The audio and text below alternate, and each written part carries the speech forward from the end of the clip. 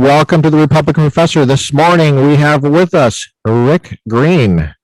And joining us from Texas, we have Curtis. And Rick, you're in Texas too, is that correct? I am. Off air, I was disparaging Curtis's hometown of Coppell only because I played them in high school every year. In baseball. Really? And baseball, huh? Yes. Nice. So the Coppell Cowboys, are they still the Cowboys? I don't even know. They are. They're still they the are. Cowboys. Okay. They're evil. My man. kids They're don't evil. go there, so I'm okay with you if you want to beat them. They were always the rich town, man. I lived in the poor, That's right. out in the sticks, wide awake Wiley, and we had to play the rich boys. Yeah. Wiley, yes. And Wiley's grown up quite a bit since then. You It's a wouldn't big recognize town. it. Yeah. Big houses and stuff. I guess it wasn't like that when you were there. No, it was country, man. It was country. Yeah. Yeah, a lot of around here was country. Now it's getting a little less country. Well, Curtis grew up in California, Southern California. So he went to high school in not Los Angeles, but San Bernardino County, which is right next to LA. But Rick, we brought you on today Found your because way to God's country, Curtis. Smart man. yeah. Someday we'll get Lucas. Someday. That's right. Hey, I'm trying. Well, we brought Rick on because Rick is the founder of Patriot Academy. He also teaches the Second Amendment courses at Front Sight in Nevada. Is that correct, Rick? Yeah, we do what's called a constitutional defense course. Not just at Front Sight, but places all over the country. But that's where we've done the most of our training. We love shooting and we love the Constitution. So we have a good time doing both. Amen. Well, gun violence saves lives, Rick, right? Amen, brother. Amen. I may write a book with that title and give you credit in the forward. Hey, I just want 10%. That's all. 10%. That's so good. I'm telling you, for your listeners, I still remember. I mean, you brought the house down at Patriot Academy. I don't know, was that 4 years ago, 5 years ago?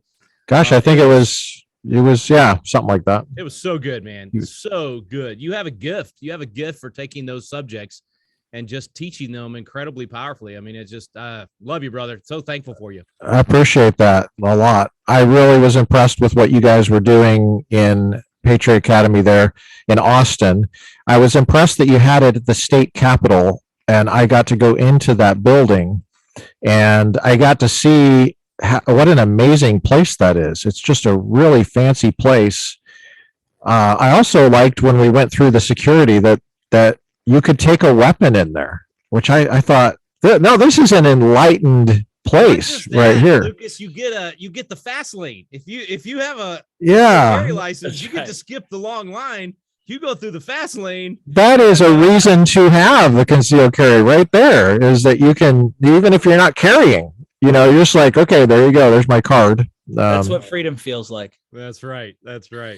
Wow. And to be in that room, Rick, you were in that room at some point yourself, right? As a legislator, you served in the Texas state legislature. Long time ago, before electricity, before cars. At least it feels like it was that long ago. Yeah. I did a couple of tours. You rode your horse. Yeah, I rode my horse to the Capitol from Dripping Springs, where I live. So actually that's how Patriot Academy started. I was sitting on the House floor, frustrated, honestly disappointed in the process. I really thought when I got elected, I thought, man, we're going to go debate the big issues of the day, and both sides will line up, and it'll be great, intellectual warfare, and the best arguments will win. That never happens. And it was just always finger to the wind, man. People, just so little conviction, I think, is what really bothered me. So few people that really could articulate from a principles perspective why they were taking the position they were. And so that's when we started Patriot Academy. We said, we're not going to change these folks that are already here, but we can raise up a new generation that is really grounded in conservative philosophy, founding fathers philosophy, really understand the Constitution, and also just be good at it. Too often people that share our philosophy are not very good at articulating. It's one reason I was bragging on you. I mean, it's a rare thing that someone that really believes the things we believe can actually get that across without sounding silly. And so we wanted to raise up young people that could do that they got it, they believed it, but they could also articulate it well. Yeah. And that was really great to see all those young people excited to be there. I mean, there was lots of people. I don't even know how many. It just seemed like it was at least over 100, at least, of young people. I got to get you back this year, because this year we're going to have It's going to be really cool, man. We're going to have probably 125 or so young people. Our target range is 16 to 25. I designed it that way because that's when they're really, as you know, developing and cementing what they believe, not what does mom and dad believe or whoever. What do I believe? Right? Their own beliefs, yeah. Yeah, and then so that's going to be the House side, but on the Senate side, we're going to pack it full of military veterans, and they're going to be getting their experience actually from inside the belly of the beast. And all of them, all the military veterans, when they go through this, they always tell me, now I know what I was fighting for. Now I understand how a constitutional republic works. And then we're going to have a ton of our Constitution coaches there to testify in committee to make it feel more like a real session, but also for them to get to go through all of that training as well. So it's going to be a packed house, man. We're going to take over the Capitol, and it's going to be a super inspiring week for everybody. That's awesome. Man, that gives me hope for the future, I tell you. And it's hard to have hope out here in California. Rick, can you take us, when I think of you, I think of like a Texas version of Ben Shapiro, except for much more likable. And I have nothing against Ben Shapiro. You have to be honest with you. I have nothing against him. It's that he talks so fast, but you are so much more jovial than he is. I mean, I think I would want to have a cigar with you. I don't know if I'd want to have a cigar with Ben. I don't know if Ben Shapiro ever slows down. Smoke cigars. That's he's like, blah, blah, blah, blah, blah. Okay, that's what it is. You can smoke cigars with Andrew Klavan. You can smoke cigars with Jeremy Boring, with Michael Knowles, with Matt Walsh. All those guys smoke cigars. Ben does not smoke cigars. No, Ben is so brilliant, though. He's so much smarter than me. I think that's why he's less jovial.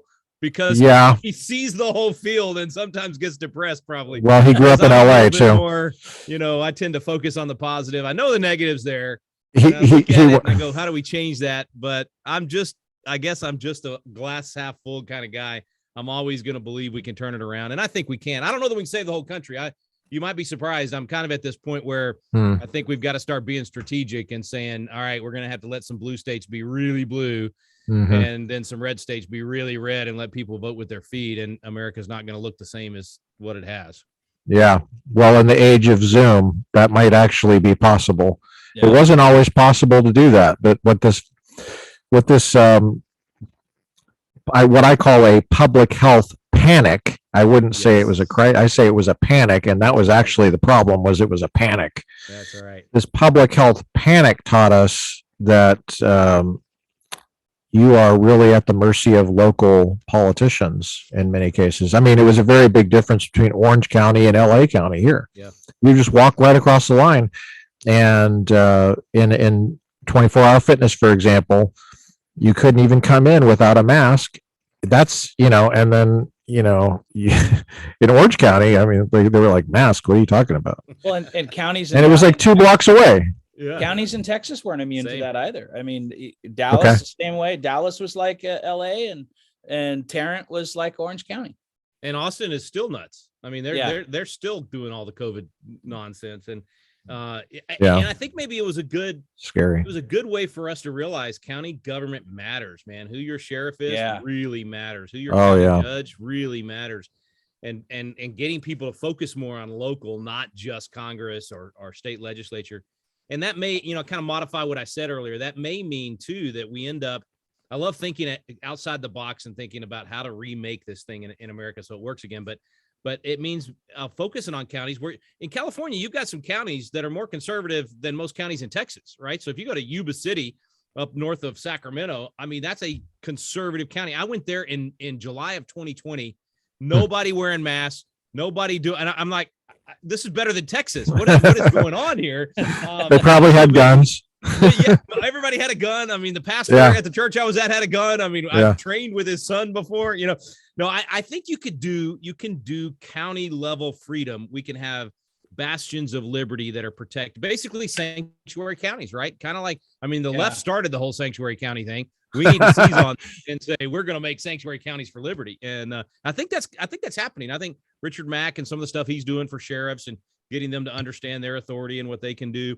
I think we got to think outside the box, man, because we got a mess. I mean, we have a real mess right now, and you've watched it firsthand. I mean, the 2 generations now of the poison of cultural Marxism being taught to these kids. A lot of them have bought into it, and so we don't have the same value system in America. We don't have that common ground for all Americans, and we've got to start looking for ways to self-separate and still, everybody go live your version of freedom, if you will. But somehow we together as a nation. Now, Rick, another, I think the link. Coffee mug, toxic masculinity. I don't know if you can see that. It's, oh, wow. You're corrupting us. Rick, we were, another issue, the link that I noticed with Shapiro is I think he went to UCLA when he was like, 12 or something. And right. It was like before his bar mitzvah, he's taking his midterm. You graduated from law school like really young, right? How old were you when you graduated? Well, I graduated college really young, and I started law school really young, and then I got bored and went and started a business. So I left law school for 3 or 4 years. So by the time I came back and graduated, I was normal law school age. My wife wouldn't even go out with me, man. I met her while I was in law school, and I asked her out, and she found out I was in law school, so she thought I was really old, but I was only like 19 or 20. I can't remember. And but she thought I was like 30. Maybe I always had. She's like, no way. That's awesome. I had to chase her for a while before she finally went out with me, and she found out I wasn't old. Anyway, yeah. So I was young out of college. I did college really fast, and then law school I took twice as long as everybody else because I left. Had enough of those crazies. It's UT Law, so you can imagine how I was like. It was me against the whole class and the professor in virtually every class. Oh which my was gosh! Good. I mean, it made me train. It was good for my skill level. It's a good boot camp. Yeah, that's right. It was good boot camp. That's right. What did you major in college? Finance, actually. Yeah. No way. Yeah. That's funny. Yeah, and so what was it in college? I mean, what at one point how did you go from finance to, I'm going to go to law school? I actually did mock trial in high school. And I remember, when I walked in that courtroom in mock trial, I felt like, okay, this is my kingdom. I can dominate here. I don't know. I just had this feeling of this is an area that I can do. And we did really in little old Wide Awake Wiley. We went all the way to state, did all, kicked butt, all these 5A schools and all that. So awesome. I fell in love with that. And so I did law school. I mean, I did undergrad finance because I thought I always want to be able to fall back on business. And I was always kind of an entrepreneur anyway. And so I thought if I don't like practicing law, I still want to have the law degree. And I'm glad I did it. I don't practice much law at all anymore. But it really did help when I ran for office. I was only 26 when I ran for office. So having that law degree made a big difference, gave me credibility, just dealing with policy issues, dealing with legislation, and even in business. I mean, all the businesses I've started, having that law degree helped so much, helped me avoid issues, helped me deal with my attorneys better. So yeah. I'm glad. I wish more conservatives would go to law school, not even with the intention of practicing law, but just to get that grounding and then go use it in other arenas. Gotcha. Are you, did you have a happy childhood? I was pretty spoiled, man. Honestly. I mean, I had a great, great childhood, great parents. My sister beat the crap out of me all the time, but other than that, no, she was great. Honestly, the reason I got ahead in school was because of her, because we homeschooled for a while. I did it all: homeschool, private school, public school. And she was 2 years older than me. So she would teach me not only my stuff, but she would teach me all her stuff. So I was able to work ahead. So I finished school in like 8th grade and then went over to the public school in 9th grade because I wanted to play baseball and I wanted to do mock trial and debate and all that stuff. But I'd already done all those classes. So I'd just sit in class and doodle or work on something. I mean, it was like a joke, man. It was like vacation for me. I just got to have fun, chase girls, whatever, And so I did. I had a great time. And honestly, I got way ahead because of my sister. She really made that possible. So that's yeah, cool. I've had so little tragedy. I have to admit, I mean, I'm spoiled. I've had so little tragedy in my life. That it just you and your sister. Was it just you two? Well, I had two sisters and okay. And no brothers. So maybe that's why I love smoking cigars with guys like you. I love brotherhood.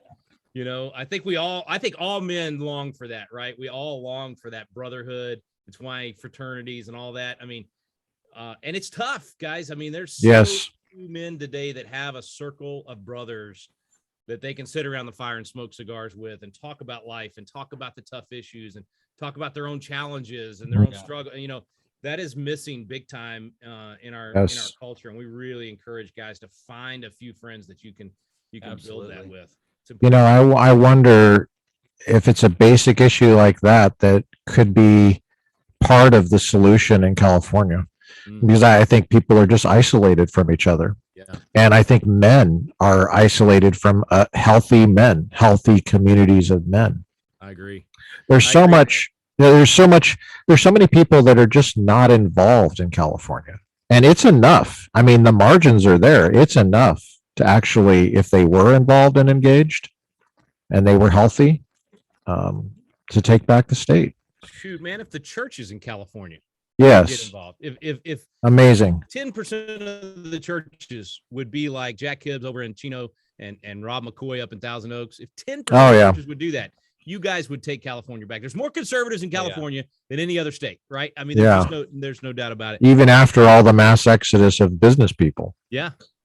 But I'll say this on the fellowship thing, because I do think, and I'm not a conspiracy guy at all, but I do think that was a big part of the whole reset thing and the whole COVID crackdowns and all of that, is it isolated people and it made them feel alone. It made them feel like the world was falling apart around them and they couldn't do anything about it. One of the reasons that we kept doing our live events and people would, I'm not kidding you, they would come to our live events and walk up crying. I mean, there was such a vacuum of that fellowship, touching another human being, hugging another guy and just saying, hey man, I love you, brother. It's good to see you. And I mean, it was an interesting, I almost wanted to do a case study on it because it was so interesting to see the emotion that came whenever we physically got together and had that fellowship. I think COVID was a disaster for that. And not COVID, it wasn't the virus. It was the government reaction to the virus. And from the very beginning, guys like y'all and us, I mean, we were saying, this is dangerous. This is bad. You're going to create all kinds of addictions, all kinds of increased domestic violence, increased suicides. This is not, this is psychologically harmful. And they just, man, the most highly educated idiots in history were running the world and they didn't care. I mean, they just didn't care. And I don't know how long it's going to take us to recover from it, but I think a lot of these kids, man, I think the damage is very bad. I think it's going to take a long time. But what you just said is part of the solution, finding ways to get people together. There's a really cool, I was going to go this year. I love coming to California, but there's a really cool church down in San Diego, Awaken. And they do this massive men's retreat. I mean, I'm talking like, I think it's like 3,000 guys, and they do all these tug of wars and paintball fights, and it's almost like buds training. It's like they're trying to be Navy SEALs or something. I don't know. You watch the video and you go, oh, the manhood in you goes, I want some of that. I want to go, it's so cool. And I've got some buddies at that church have been trying to get me there for years. But I think more opportunities like that is what we need. I think we need that. The guys and the gals need their opportunity. Yes. I know y'all probably, that's right. You're in California, so you don't know this, but guys and girls are different. So, are you a hateful person, Rick? You have hate in your heart. That sounds. I told you my sister beat me up as a kid, so yes. No. I'm trying to imagine, like, good old Abraham Lincoln saving the Union, and he makes a comment about men and women being different, and then he's like, they're like, you hate people, you're a hateful person. I mean, how could you even contemplate that would be an issue ever in the future? Oh my goodness. just noticing basic things. Yeah. Rick, I've met your children, and I'll just say that one of the reasons I like you so much is because I have met your children. And I'll say that the first thing that strikes me about your children is they seem to be happy. And it's one of the biggest compliments I can give you. With so much crap happening, and you do what you do, which is the good, the bad, and the ugly. For those of you who don't know who Rick Green is, you can follow him on Facebook. He's been doing these front porch live events. I don't catch every single one of them, but I catch a lot of them, and they are. It's you on the front porch. I guess it's I haven't been to your house, so I don't know exactly, but there's a fireplace. It's actually the side porch. Okay. Don't tell anybody. But you have a fireplace on your porch, which, that's half the reason and in the wintertime, you have that fire going, and your kids are over there stoking it while you're talking, and you call it the good, the bad, and the ugly. Yeah. And I love that you always focus on something good, and then you always focus on something that needs to be improved and changed. And you always have some kind of hope and optimism for people. And during this last 2 years, that was really important for people. It was very important, like especially last year after the election.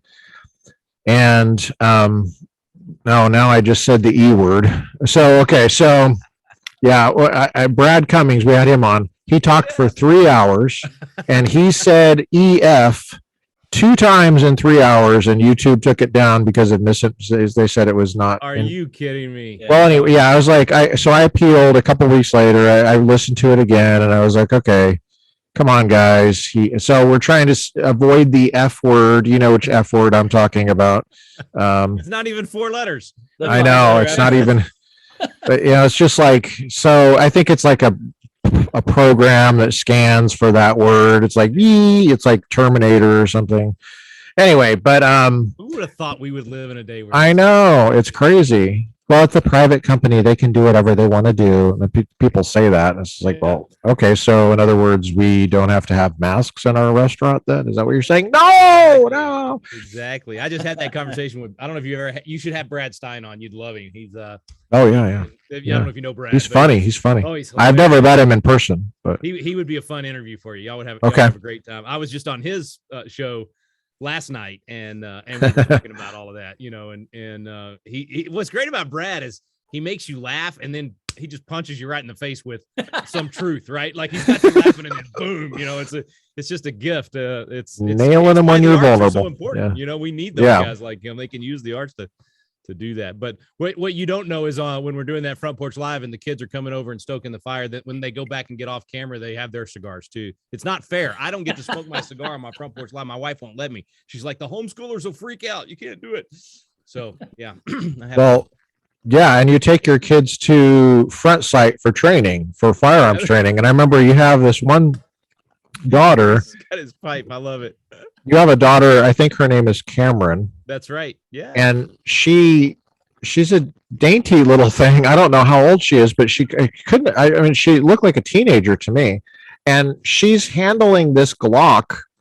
It might have even been a 1911. I don't even know. It was like, but it looks like your kids can handle like a 1911. And I was like, the fact they even know what a 1911 is. I love it. I love it. It's I don't have a cigar, but honey, would you hand me the Glock? But that you're and what I was a video clip that the only reason I'm mentioning is because it was a public video clip. Otherwise, I wouldn't talk about your kids. But sure, no problem. But it was this public thing. I think it was an ad or something that you had for. I bet it was the sheepdogs with ponytails. It was an ad for the training, and I was like, oh, I know that. I know her. That's Rick Green's daughter. Yeah. And she was so confident. And I just remember thinking, I've been teaching in LA for 15 years, and 95% of the women students that I have are not as confident as her, and she's younger than they are. And I thought, if there's a way to get that message, I mean, it's something as basic as being able to defend yourself from a deadly altercation or something that could cause great bodily harm. That's the legal standard for deadly force in California in self-defense. I mean, even in California, crazy California, it's still part of America. Can you believe it? Nature still work. They still work in California. But even that, I mean, just, obviously her confidence is probably, in the confidence of your other children is probably rooted spiritually to a large extent. But having that confidence that you can protect yourself and you don't have to wait, you can be your own first responder. It's huge, man. How did you come to that when you were raising your kids? Were you just always enlightened like that, or did you stumble into that? I was so naive on this subject. I really was. I mean, I was, there's a proverb that says, a wise person foresees danger and takes precaution, but a fool walks blindly on and suffers the consequence. I was the fool. I mean, most of my life up until I was 42, I guess, I shot guns around the ranch. I had no training. I didn't know what I didn't know. I didn't even carry my handgun, even though I had a handgun license, because deep down, I knew I didn't know what I was doing. Hmm. And I was the God and Guns guy. I mean, I have a Charlton Heston ad. I mean, Moses stumped for me because I passed the bill in Texas to stop cities from suing gun manufacturers 20 years ago. I fought Andrew Cuomo. He was Secretary of HUD, and they were suing the gun makers, blaming them for crime. You know, it's ridiculous. You were behind that law? Yeah. I mean, and it's law in California, or sorry, Texas right now? Yeah, it's law in Texas now. Yeah. Wow, congratulations. It was a bill I passed. And so I was, like honestly, most conservatives, I was championing Second Amendment, right to keep and bear arms, but I wasn't doing it. I wasn't living it out. I kind of had this naive, God will take care of me. I don't have to worry about it. It won't happen in my neighborhood. And I actually ended up going through my first course for my son. He was 16. My oldest son had turned 16, and somebody gave us certificates to go through a class. He's got a great name too, by the way. You talking about Trey? Oh, is that your oldest son? Reagan's my second one. Yeah. Oh, okay. I don't think I've met Trey. Okay. Yeah, he's my oldest, and then Reagan's my second, and then Cameron, the daughter you were talking about, is third, and then my youngest is Rhett. They're all grown. Rhett's 19 now. But we went through that class, man, and I'm telling you guys, it was a wake up call, big time for me, big time. I even made Reagan actually is really good with video, and he just made a dramatic reenactment of my experience where I went through this simulation house, and it was like I was in the moment, and I froze. I absolutely froze. So had that been real life, my family would have been harmed, possibly dead, because I didn't train. I didn't prepare. And so I came home from that and told Trey on the way back, I said, we're coming, not just once a year. We're going to come 5 times a year until I get rid of my angst and rid of my lack of skill. And so that's when we caught the fire. I became very passionate about it at that point. And then when you had all these mass murder events, I steal your language all the time, Lucas. I mean, I was just on an interview yesterday, and they were talking about the Sacramento shooting. And I was like, guys, stop calling it a mass shooting. Mass shooting is what happens when we train at the range. That's mass shooting. This is a mass murder event. Whether they use a bat or a gun or a car, 92% of violent crimes are committed without a gun. So why are we keeping on the gun? Yeah. But when I realized that, there's 4 million of those a year, and it's happening in towns just like my little town of Dripping Springs and other places around the country, and families just like mine are being harmed all the time because they weren't ready. And then when I read the Founding Fathers and James Wilson saying, your house is your castle, and if you're robbed in your home, it's your own fault and negligence. I'm going, man, that's a duty. This isn't just a right. I shouldn't just be giving speeches talking about the Second Amendment and the right to keep and bear arms. I should be accepting the responsibility to spend the time and money to train to actually live that out. Yeah. God forbid it happens, but if it happens, then I'm a sheepdog that can defend my family. And so as these mass murder events were happening, and I would just get so mad. I mean, I don't know if I can say pissed on your program, but I would get pissed off because these guys would walk for 15 minutes up and down the aisle murdering people, and nobody's there to take this nut job out. And so everybody thinks such a basic thing. It's so basic. It's so basic. And everybody's dependent on the police. They can't be everywhere. Yeah. You wouldn't want that. It's a police state. So I got really passionate about it, and we've put 5,000 people through that course in the last 3.5 years. Wow. We hope to put another 15, 20,000 through in the next few years. And it's like what you experience. I bet you and I could swap some similar stories. Most of the people we train more women than men. Most of them had never touched a gun in their life. They come in there we have people with trauma that come in crying the first day when those guns are going off. Yeah. And by the end of that course, man, that confidence you're talking about, not quite to the level that, when you see that in Cameron, she trained for, at that point, 5 years, so, but the difference, I know you get to, it's like, it's the coolest thing in the world when you see that lady or that guy, whoever, at the end of that training, and they're thanking you, and they've got that, desire and that confidence, and then they come back for more. I just love it, man. I think we need to be doing more and more of it. And I'm glad you're doing it there. I'm glad we're doing it. Whoever's watching and listening to this, get training somewhere, whether it's local or you go to one of these other programs, get training. It's a responsibility, not just a right. Well, we'll link that information if you want. We'll link Patriot Academy, and we'll link your training at Front Sight if you have those links. In fact, we're doing one May 22nd. You may have been there. I'd never been there before, but the NRA has this place called the Whittington Center out in New Mexico. It's out in the middle of nowhere in the mountains. It's gorgeous. Oh my gosh, it is so beautiful. And so we're doing our next one out there May 22nd. Oh, cool. It's going to be fun, man. Now, when you do the training, it's firearms training. It's you shoot how many rounds a day, you think? The handgun defense class is about 800 rounds by the end of the week. That's a lot. Yeah, 4.5 day class. When we do it at Front Sight, theirs is a little bit different. They do 600 rounds, and it's 4 days. the one we're doing in New Mexico, it's all former front sight instructors or current front sight instructors that we've put together as a team to travel and do some of these other courses. And so we've modified it a little bit, and it'll be, 600 to 800. We do encourage a lot of dry practice. So especially if somebody's struggling, they're going to do, or if they can't afford to do, because that's expensive. 800 rounds is not cheap. No, it's very expensive. Drills, just dry practice instead of loading up, and you're going to get better through dry practice, as than you will always load it anyway. So yeah. Now, it's all handgun. We only do handgun. They have rifle, shotgun, hand-to-hand, advanced classes, all that good stuff. But most people, we try to get them through that basic class. So our main thing is just basic handgun. I do think shotgun's probably the best home defense weapon. So I do encourage people to get a shotgun class, go through a shotgun class. Okay, hold on. Let me take a note of that. Shotgun is the best. So let me cross out sword. I had you as a sword guy. Okay, so not swords. Not sword. Just a pocket knife's all I need. What are you talking about? Okay. All right. So I got it. How do you say it? Shotgun? All right. I'll research that. So I think I spied a 45 on your hip at one point. How did you choose that? 1911 45.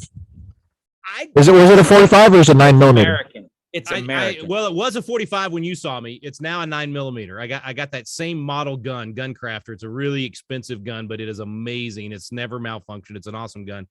I never could find a 1911 that was 9mm that didn't malfunction. I tried every company out there because I just wanted more rounds, basically, and this gun crafter, one of the guys at Frontside, he told me, he said, man, I'm telling you, this 9mm gun crafter 1911 is the best gun you'll ever shoot. And so I finally got one, and now it's my baby, man. I packed that, and then I asked my wife if she wants to go. It's my best friend now. But I was Glock, man. Initially, I was a Glock guy. I tried a 1911 at a class, and first time I took those headshots with a 1911, I was like, oh my goodness, I have found my baby. One of the things all my boys went back though. All my boys are traders. They all went back to Glock.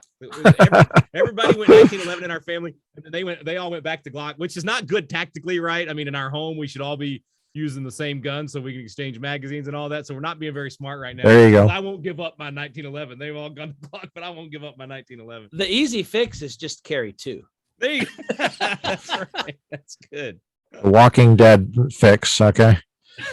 Well, that's the thing that strikes me about Patriot Academy and wall builders and the folks that you hang out with is it seemed like everybody has quotes right on the tip of their tongue from people in that founding generation or two, the early people that got the ideas of America, right? Yes, some of them had slaves, and there was a problem with slavery at the very beginning, obviously. Everywhere, but, right? Not just how do you planet, every country, how do you understand how can we be so excited about America when there was slavery at the beginning? How do you handle that? Yeah, we always tell everybody you got to look at it in context. It was the condition of mankind, every single nation, black on black slavery, black on white slavery, white on black slavery, every combination you can think of, white on white, red, you name it. And that what was unique was that because of the American principles, we were actually able to lead the way. People think today that we were drug across the finish line as the last ones to end slavery. We were the first ones to ban the slave trade. Number one, we beat England by 3 weeks. We were the fourth nation on the planet to end slavery after a war that cost 600,000, all that stuff. And when you say the word "we," you mean the Democratic Party, right? That's such an important point. Did I get that wrong? Hold on a sec. Let me. So was it the Democratic Party that ended slavery? It has always been the racist Democrats from the beginning of this country. It has been the racist Democrats that have wanted to hold on to slavery, that have divided our people based on race, that had white-only primaries, that did Jim Crow. Every time there's been a division of our people based on color of skin or religion or any of those things, it's been the racist Democrats doing that. And I'm not being partisan. That's just a historical fact. You're just describing. You're not evaluating. You're just describing. Yeah. It was kind of like, you remember last summer whenever those Democrats in Texas took off in their private jets and their Miller Lite, and they went to DC, then went out and hid so that we couldn't pass. I got to be careful with my language. We couldn't pass bills that would have integrity in certain areas that are important to a republic working. Let's put it that way. Right. And so they went off and hid in DC, flew their private jets, no masks. They all got COVID. It was hilarious. And so I was telling people on the news, I was like, this is nothing new. This is what the Democrats do in order to maintain racism and in order to divide people when it comes to elections. They did it in 1871, the same thing. We were passing the bill that would create the state police in Texas to fight the KKK, who was an arm of the Democrat Party, preventing blacks from voting. They were doing voter intimidation of blacks and not letting them vote. And so we're running a bill through the legislature. It gets to the Senate, and the Democrats in the Senate all run off and hide. And they didn't have the private jet or the Miller Lite back then. So they went and hid. What year was that? 1871. So they went and hid in an office in the Capitol, and the Senate president said to the sergeant at arms, you go find them rascals and you drag them back to the Senate floor. You arrest them and you drag them back to the Senate floor. So this guy goes and he's banging on the door. He can't get through the door. He goes outside the Capitol and he dives through the window, rolls up in the room and says, all right, boys, the party's over. And he takes them back to the Senate floor. And I think it was 8 of them spent 3 weeks in jail. And they only kept enough on the Senate floor to keep a quorum. But that's been the Democrats' story. They're always willing to do that kind of thing to maintain racist policies. And I know that's inciting, but that's the truth. That's no. Yeah. Well, Abraham Lincoln could have run as a Democrat, but he didn't agree with them. The 1856 Republican Party was brand new. It was brand new. This was a huge risk to run as a Republican. No Republican had ever won office at that time. Yeah. And the whole platform was about racial equality. I mean, that's the right. Republican platform in 1856 and 1860, 7 of 9, I think, if I remember right, the planks on 1856, and then like 9 of 11 on 1860, all about racial equity, ending slavery, all of that. That's the history, the true history of the Republican Party.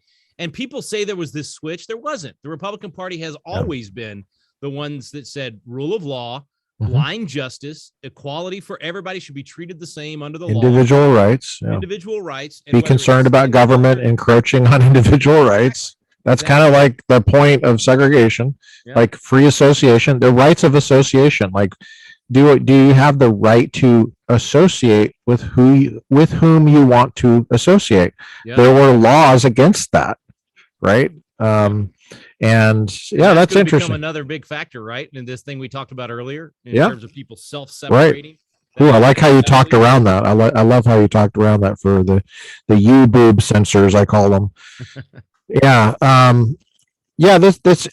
do hear when you talk about the beginning of the Republican Party and the end of slavery here, you do hear people say that the party switched. And so I love that you went right into that. And I always say,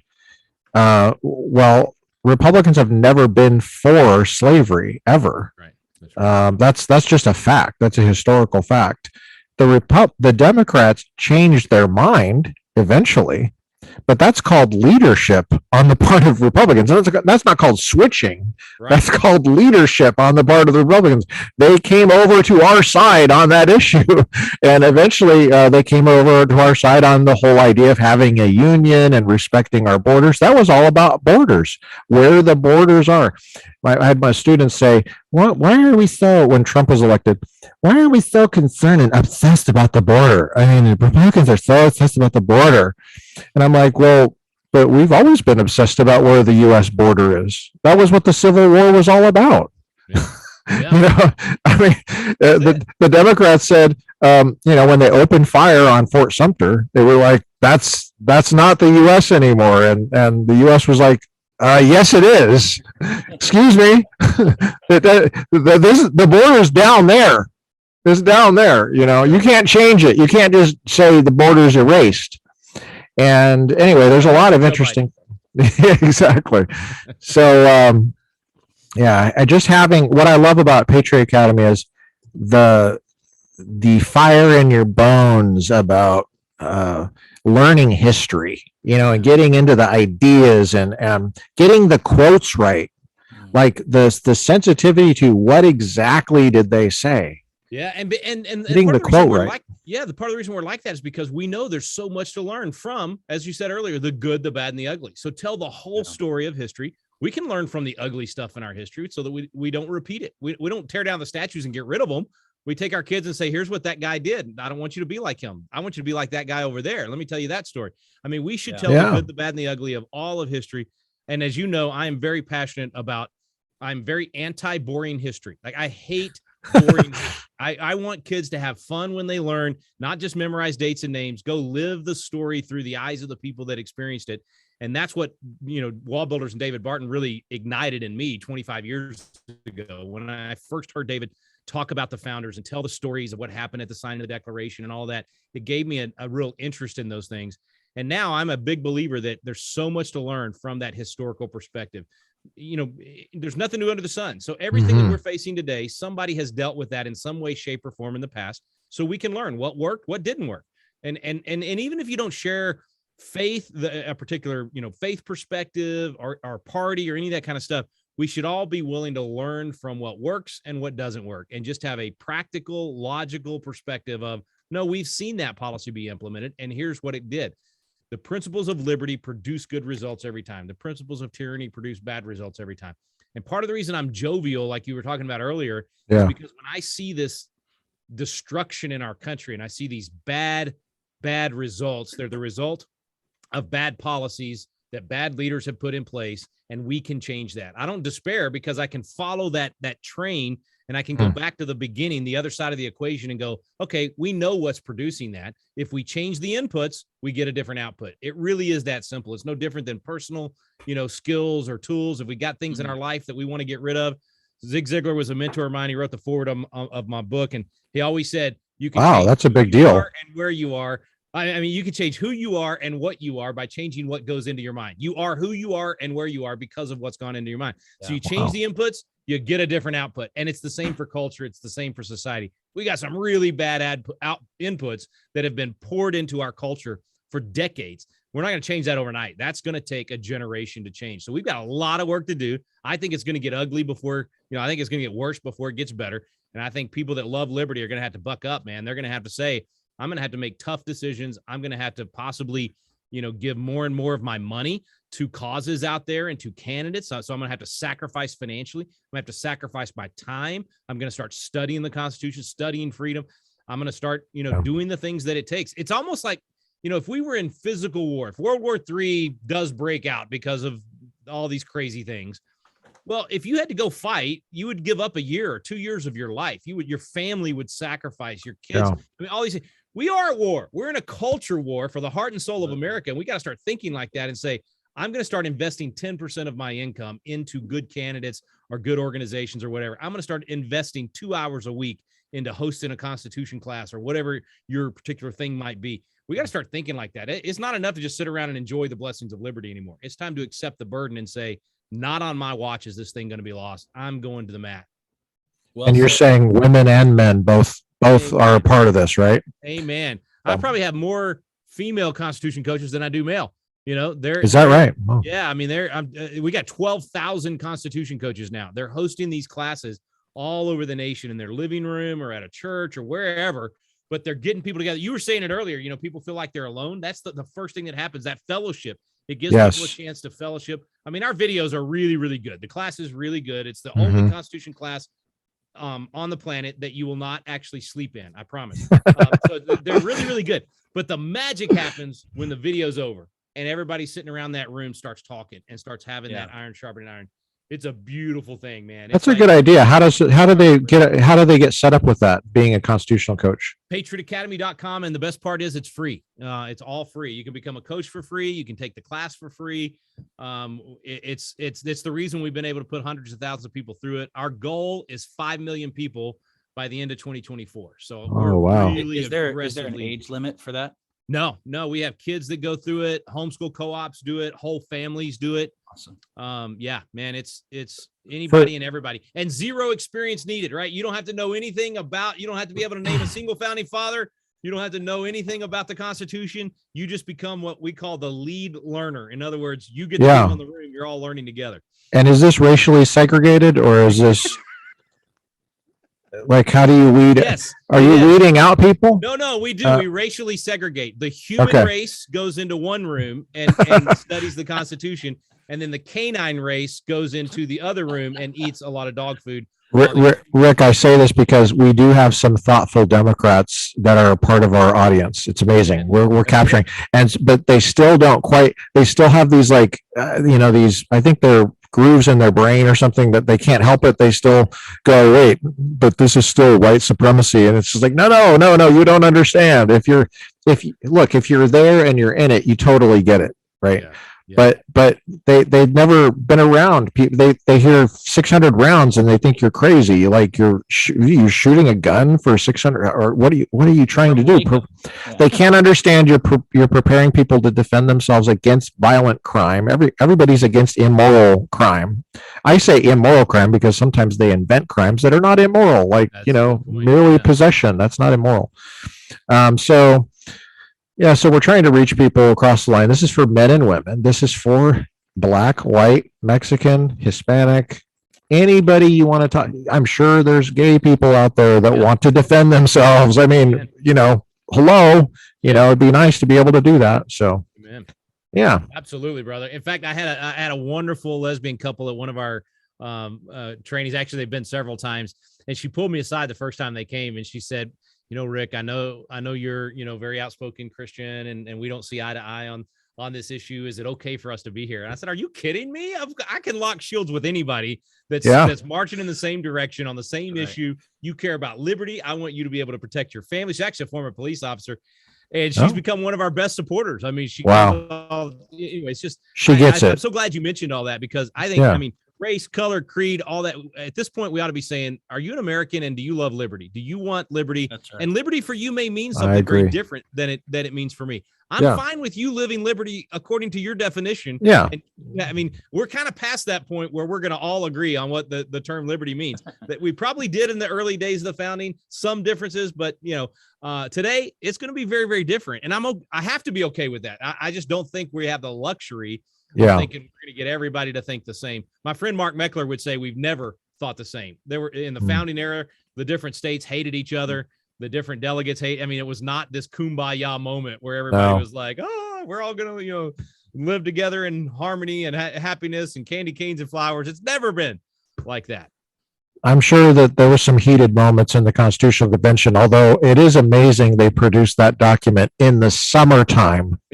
Yeah. In a room with no air conditioning, and they had the windows shut because they didn't want anybody listening.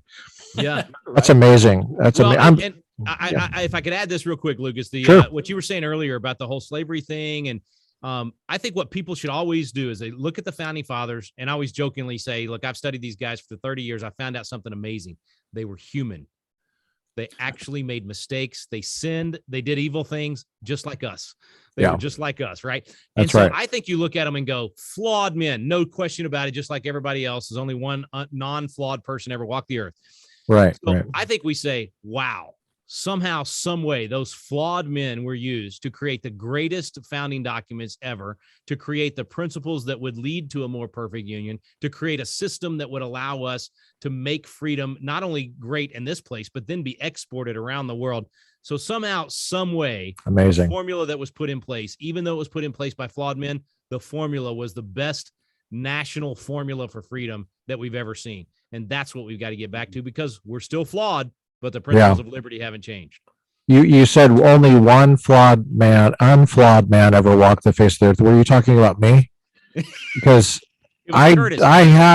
Curtis. I made a mistake. I just want to make sure I made a mistake once when I was in 11. Back in the 80s, right? It was a long time ago. That's awesome. Rick, I know that you have to go, and we are so grateful for you coming on. We want to be respectful of any kind of heartbreak that you have or any commitments that you have coming up. But that one mistake you made in the 80s is forgiven. I'm sure you wore parachute pants once or twice, as I did. Well, I voted for Mondale. Guilty. Been burned. You voted for Mondale. I voted for Mondale. I was in 4th grade. And as is our custom, we would canvass the neighborhood for ballots at a certain time of year, and our neighbors voted for Mondale is a better way to put it. with my signature on it. So that was my mistake. I have repented for it. And been forgiven. I was under the party switch thing in fourth grade. And then I saw the light, and I got really upset with what happened with Oliver North a couple of years later. And that's what changed me. I was like, dadgummit. I was in sixth grade. Actually, that was the first sixth grade, right?